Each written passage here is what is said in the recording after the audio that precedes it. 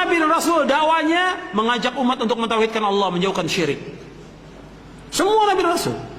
Makanya kita mengajak umat ini untuk mentauhidkan Allah. Kalau orang mengatakan, kan umat Islam sudah mengucapkan 2 kalimat syahadat. Betul, sudah mengucapkan 2 kalimat syahadat, tapi mereka belum tahu tentang makna la ilaha illallah, belum tahu tentang rukun la ilaha illallah, belum tahu tentang syarat la ilaha illallah, belum tahu tentang konsekuensi dari la ilaha illallah. Kenyataan yang ada yang kita lihat dalam Islam, mereka masih banyak yang berbuat syirik. Mereka masih banyak yang menyembah kubur. Datang ke kubur-kubur wali, mereka minta kepada kubur itu. Mereka masih banyak datang ke dukun-dukun, masih meminta kepada jin, masih percaya kepada jimat dan yang lainnya. Kenyataan yang ada seperti itu. Masih berbuat syirik. Umat Islam masih berbuat syirik. Jutaan umat Islam masih berbuat syirik. Kita mengajak mereka untuk mentauhidkan Allah SWT. Kalau orang mengatakan, kan mereka dalam melakukan ziarah ke kubur wali itu kan bagus. Kalau orang mengatakan demikian, ziarah kubur yang disyariatkan ziarah kubur kaum muslimin. Ketika orang ziarah ke kubur tertentu, apalagi mengadakan safar, tentu ada sesuatu maksudnya dia. Menganggap kubur itu keramat, menganggap orang itu dekat dengan Allah yang harus diminta, dan yang lainnya yang tidak pernah dilakukan oleh para sahabat Rasulullah Sallallahu Alaihi Wasallam. Ada yang mengatakan, kan mereka itu adalah orang-orang yang mulia. Kalau mereka orang yang mulia, siapa orang yang paling mulia di muka bumi ini? Rasulullah SAW. Tidak ada seorang sahabat pun yang datang ke kuburan Rasulullah untuk minta sesuatu. Tidak ada seorang pun dari mereka, tidak ada sama sekali. Bahkan di zaman Umar bin Khattab radhiyallahu an terjadi kemarau. Kemudian Umar tidak datang ke kuburan Nabi. Umar di Madinah waktu itu. Khilafah Umar di Madinah. Umar nggak datang ke kuburan Nabi.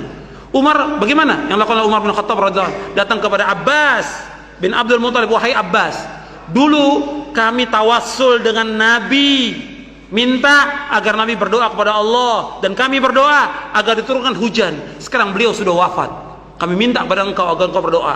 Umar berdoa, kemudian Abbas berdoa radhiyallahu anhum, kemudian turun hujan. Di zaman Muawiyah bin Abi Sufyan demikian juga.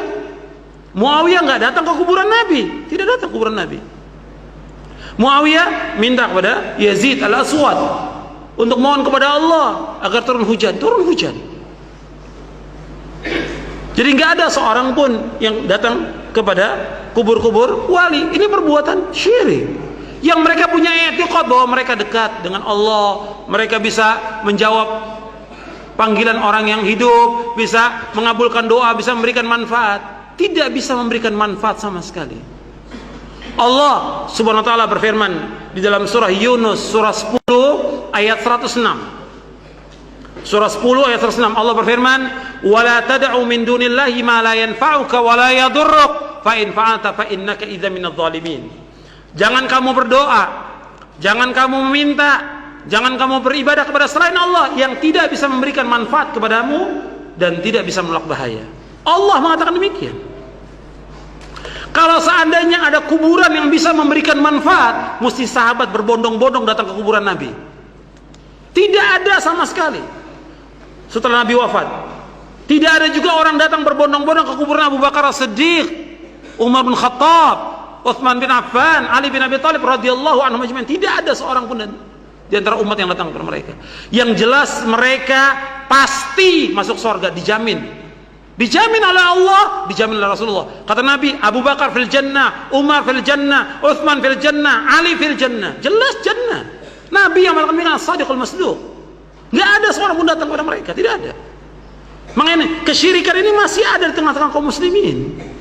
Yang kita harus jelaskan kepada mereka. Kalau mereka mengatakan, kan kita nggak bisa langsung kalau berdoa kepada Allah. Siapa yang mengatakan tidak bisa?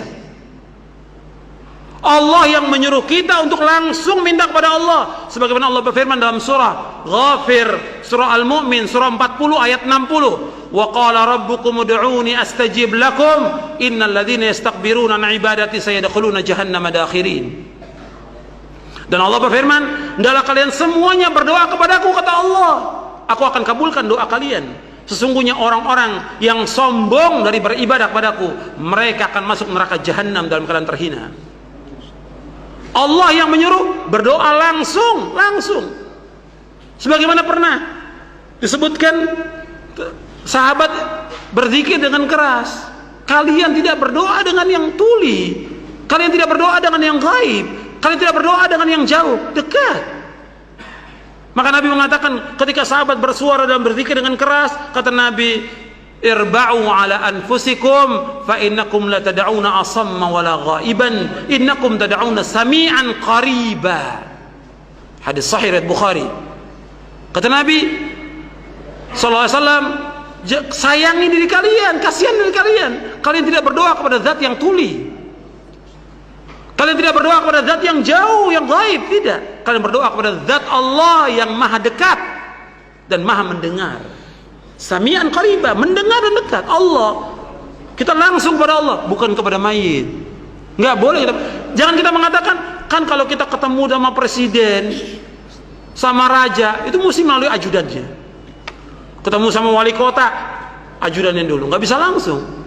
Nggak bisa Allah disamakan dengan makhluknya, tidak boleh.